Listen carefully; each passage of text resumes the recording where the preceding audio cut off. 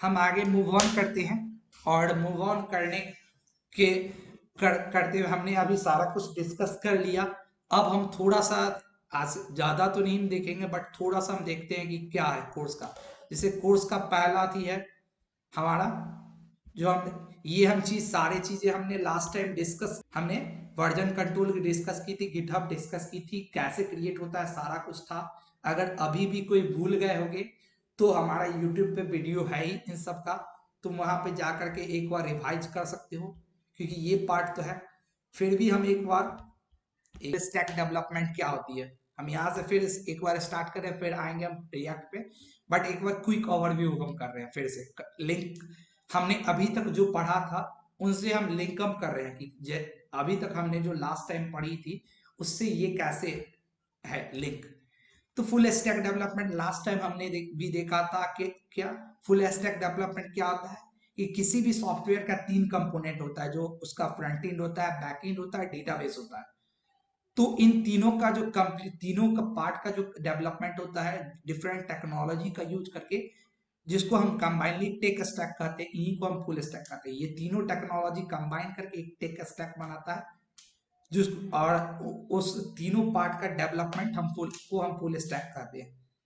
अब हमने यहाँ से देखा था, हमने लास्ट टाइम ये सब देख लिया था, आईटी वर्ल्ड का डेटा बिट इंफॉर्मेशन साइबर, फिर ये सब भी हमने देखी थी। तो इन सब पे ये सब बेसिक था। सिस्टम सॉफ्टवेयर ये हमने लास्ट टाइम देखा था। हाँ, ये फ्रंट एंड बैक एंड, अब यहीं पे हम सीखते हैं। हाँ, टेक्नोलॉजी स्टैक हमने ये भी देखा था कि टेक्नोलॉजी स्टैक में क्या होती है। किसी भी टेक्नोलॉजी स्टैक में फ्रंट एंड की एक लैंग्वेज या लाइब्रेरी होती है।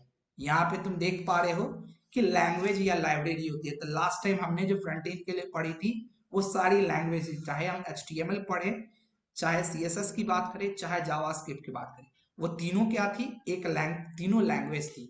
बट अब जो हम पढ़ने जा रहे हैं वो हमारा क्या है, लाइब्रेरी है, कि फ्रंट एंड डेवलपमेंट के लिए रिएक्ट एक लाइब्रेरी है। तो टेक्नोलॉजी स्टैक में यही होता है कि कोई भी कम से कम एक लैंग्वेज या लाइब्रेरी होगी। दूसरा, बैक एंड डेवलपमेंट के लिए कोई एक लैंग्वेज या लाइब्रेरी होगी। तीसरा, एक सर्वर होता है। और चौथा, हमारा एक डेटाबेस होता है। फिर हमने उस टाइम देखा था कि ये कुछ पॉपुलर इन टेक्नोलॉजी स्टैक है। लास्ट टाइम हमने ऊपर वाला पढ़ा था, लैंप का, लिनक्स, अपाची, माइस्क्वेल, PHP, ये पढ़ी थी हमने। जहाँ अपाची अपाची को यूज करने के लिए हम जैप यूज कर रहे थे। अपाची सर्वर को क्रिएट करने के लिए हम लैपटॉप में जैप का यूज कर रहे थे, और मोबाइल में मुझे नहीं याद है, वो मैं भूल, जो भी था तो वो हम यूज कर रहे थे। और माइस्क्वेल हमने देखा ही था, PHP और ये चीज। ऐसे ही करके वैम्प था, मीन था, मर्न था, और यही मैं बात कर रहा था MongoDB, express JS, react, node JS. अब इसमें एक छोटा सा हम पार्ट अभी रिएक्ट को देख रहे हैं, हम पूरा नहीं देख रहे हैं, बट एक ये छोटा सा पार्ट हम इस कोर्स में देखेंगे रिएक्ट। फिर ऐसे ही था जैंगो का, था पाइथन, जैंगो, माइस्क्वेल और रूबी ऑन रोल्स का ये था। फिर अदर टेक्नोलॉजी हमने उस टाइम भी बोली थी कि कौन कौन सी अदर टेक्नोलॉजी है जो डेवलपर को आनी चाहिए। गिट एंड गिटहब ये आनी चाहिए, ये भी एक प्री रिक्विसाइट है गिट एंड गिटहब की, अभी हम आगे देखेंगे। फिर कैसे API को यूज करते हैं, ये आनी चाहिए। फिर कैसे किसी सर्वर पे हम रिक्वेस्ट भेजते हैं, रिसीव करते हैं, ये भी हमको आना चाहिए। लास्ट टाइम हमने ये देखा था कि कैसे हम यहाँ से HTML में हम फॉर्म्स की डेटा को PHP की सर्वर पे भेज रहे थे, PHP का बैकएंड में कोड चल रहा था। और कैसे हम यहाँ से डेटा कुछ भेज करके उसको डेटाबेस में स्टोर कर रहे थे, और कैसे वहां से डेटाबेस से डेटा निकाल करके उसको हम HTML के थ्रू अपने फ्रंट एंड पे दिखा रहे थे। तो यही चीज था हमने। फिर रिस्पॉन्सिव डिजाइन करना हमने देखा था उस टाइम। और पैकेज मैनेजर की बात, हमने last time package manager use नहीं किया था, NPM, कंपोजर, PPA सब होती है। बट इस टाइम हम NPM का यूज करेंगे। NPM पैकेज में, नोड पैकेज मैनेजर इसका फुल फॉर्म होता है NPM का।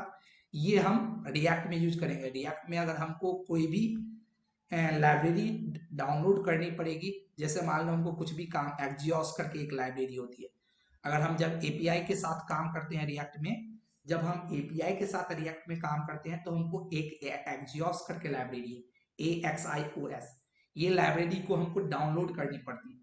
तो वो हम डाउनलोड कैसे करेंगे अपने प्रोग्राम में, NPM का यूज करके। npm का यूज करके हम वहां डाउनलोड npm इंस्टॉल एक्जियोस। तो हम रिएक्ट के अंदर कुछ भी अगर हमको डाउनलोड करना है कोई भी पैकेज को, तो हमको उसके लिए हमको इस पैकेज मैनेजर की यूज करनी पड़ती है। ये हम इस बार देखेंगे। फिर था फुल स्टैक का टर्मिनोलॉजी, हमने उस टाइम देख लिया था ये सारा चीज। अब फुल स्टैक हमने ये पढ़ा था। कमांड लाइन का हमने last time command line use किया था, बहुत कम यूज किया था, बट अब हम रिएक्ट में कमांड लाइन को लार्ज लेवल पे यूज करेंगे, क्योंकि यहाँ पे हम देखेंगे हर एक काम हम कमांड लाइन से ही कर रहे हैं। तो ये हमें हमारे लिए था। फिर डैश हमने देखा था, ये वर्जन कंट्रोल हमने देख लिया था। आई थिंक इन सब में किसी को प्रॉब्लम नहीं होनी चाहिए। अगर प्रॉब्लम होगी, भूल गए होगे, तो अभी हम उतना एक दो दिन में भी थोड़ा हम स्लो ही चलेंगे, हमें भी पता है। एक दो दिन हम स्लो चलेंगे, तुम्हारे पास टाइम है कि एक बार इस सबको रिवाइज कर लो। तो ये सब हमने लास्ट टाइम सब देख लिया था। पुल क्या होता है, पुश क्या था, ऐड था, चेकआउट था, फिर ये बेसिक गिट की बेसिक कमांड्स थी, फिर ये सारा ऑपरेशंस था गिट का, कैसे हम क्या करते हैं, तो ये चीज था। यहाँ तक तो हमारा था कि बेसिक्स था। इतनी देर से हम बोल रहे हैं कि रिएक्ट एक फ्रंट एंड लाइब्रेरी है, रिएक्ट एक फ्रंट एंड लाइब्रेरी। तो ये होती क्या है लाइब्रेरी, क्या? तो उसके लिए पहले हम देखते हैं कि हमारा, एक मिनट, हमारी फोकस होनी चाहिए कि हम पहले समझते हैं कि लाइब्रेरी होती क्या है। तो देखो यहाँ पे हमारा हमारे पास तीन थी, हमारा ये सभी को दिख रहा है।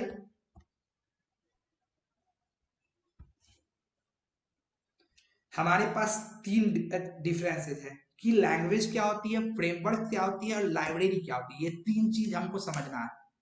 हम जब अथी में बहुत ब्रॉड लेवल पे अगर हम देखेंगे ना कंप्यूटर साइंस को, तो कंप्यूटर साइंस में हमको ये तीन चीज हमेशा देखने को मिलेगी।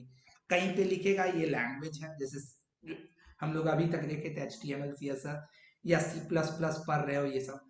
फिर कहीं देखेंगे कि फ्रेमवर्क्स होता है, और कहीं लाइब्रेरी। तो ये तीनों चीज होती क्या, पहले लैंग्वेज। तो लैंग्वेज क्या होता है, हमने सी पढ़ा है, HTML पढ़ा है, सबने हमने देखा। वहां क्या था लैंग्वेज, ये सेट ऑफ कमांड्स था, कमांड्स, डायरेक्शन और different syntax used to form a software programme.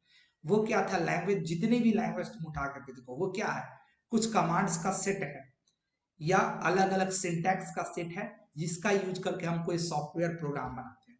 सी में भी हम यही कर रहे हैं, कोई सॉफ्टवेयर बनाना। C++ में भी हम वही कर रहे थे, जावास्क्रिप्ट का भी यूज करके। तो हम लैंग्वेज क्या है कि वही ये सेट ऑफ कमांड्स है, ये डायरेक्शन, जिसका यूज करके हम सॉफ्टवेयर प्रोग्राम अलग अलग बनाते हैं। फ्रेमवर्क क्या होता है, अब ये थीम है। तो फ्रेमवर्क क्या है, कोई एक प्लेटफॉर्म है डेवलपमेंट के लिए, किसी चीज के सॉफ्टवेयर के डेवलपमेंट के लिए, जो क्या करता है, providing foundation on which developers can build on. ये क्या है, एक प्लेटफॉर्म है जो क्या करता है, हमको पहले से एक फाउंडेशन दे देता है। जैसे हम आगे देखेंगे थी में, जैसे जैंगो की बात करें, तो जैंगो में हम जब, जैंगो एक फ्रेमवर्क है हमारा, तो जैंगो में हम जब काम करते हैं तो हमको क्या होता है, सब कुछ स्क्रैच से लिखना नहीं पड़ता है। हम जब अथी में काम कर रहे थे वहाँ लास्ट टाइम, तो हमको सब कुछ स्क्रैच से लिखना पड़ रहा था। बट जैसे अब हम जैंगो के साथ काम करते हैं, या जावास्क्रिप्ट में फ्रेमवर्क्स की बात करें, तो सामने तुम देख पा रहे हो angular, amber, Vue.js, meteor, react native भी एक फ्रेमवर्क है जो हमने अभी डिस्कस किया था, बैकबोन 3, ऑरेलिया, ये सब अलग अलग जावास्क्रिप्ट की फ्रेमवर्क है। तो इनमें हम जब काम करते हैं तो हमको कोड स्क्रैच से लिखना नहीं पड़ता है, हमको पहले से बहुत सारा कोड एग्जिस्ट करता है। हम रिएक्ट में भी एक फ्रेमवर्क को यूज करेंगे, क्रिएट रिएक्ट ऐप करके। क्रिएट रिएक्ट ऐप करके एक फ्रेमवर्क है रिएक्ट लाइब्रेरी के लिए, जो क्या करता है, हमारे लिए रिएक्ट का प्रोग्राम बना कर बहुत कुछ हमको पहले से दे देगा, और हमको सिर्फ क्या करना पड़ेगा, उस एग्जिस्टिंग में चेंज करके अपना सॉफ्टवेयर क्रिएट करना होगा। तो हम जब आगे मूव ऑन करेंगे तो हम देखेंगे कैसे क्रिएट रिएक्ट ऐप के थ्रू हम जावा रिएक्ट के लिए एक फ्रेमवर्क क्रिएट कर ले, रिएक्ट के सॉफ्टवेयर के लिए एक फ्रेमवर्क क्रिएट कर ले, और फिर उस सॉफ्टवेयर फ्रेमवर्क में हम चेंज करके हम अपना सॉफ्टवेयर बनाएंगे।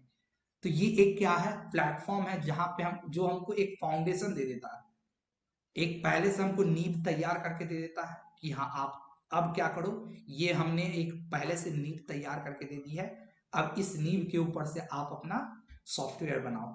जबकि लैंग्वेज में हमको क्या करना पड़ता है, सब कुछ काम स्क्रैच से करनी पड़ती है, हमको वहां पे ऐसा कुछ बना बनाया नहीं मिलता है।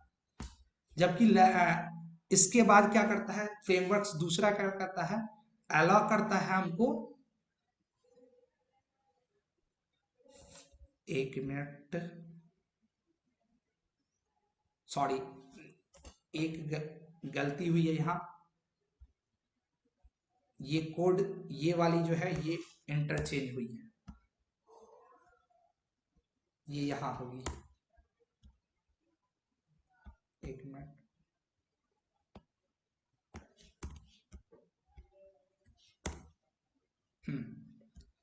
ओके,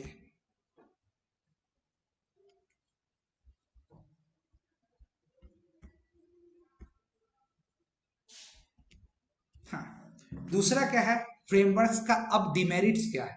फ्रेमवर्क का हमने मेरिट देखा कि पहला वाला जो पॉइंट था, ये फ्रेमवर्क्स का एक कह सकते हो एडवांटेज था कि यहाँ पे हमको सब कुछ पहले से स्क्रैच से बनाने की जरूरत नहीं, उसमें हमको बहुत कुछ पहले से बना बनाया रहता है, हमको उसी पे काम करना।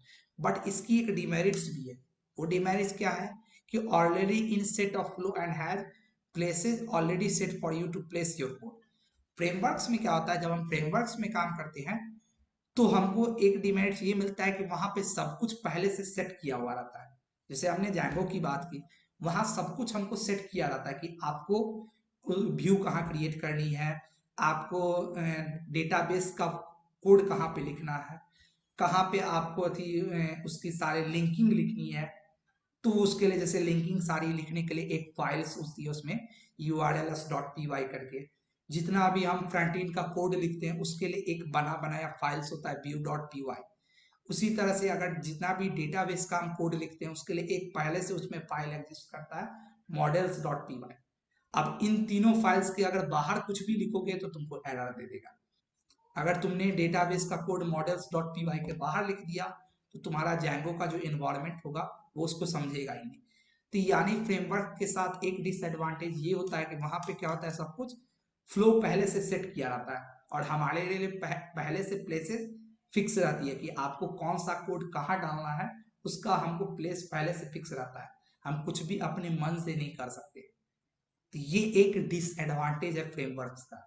समझ में आ रहा है सबको?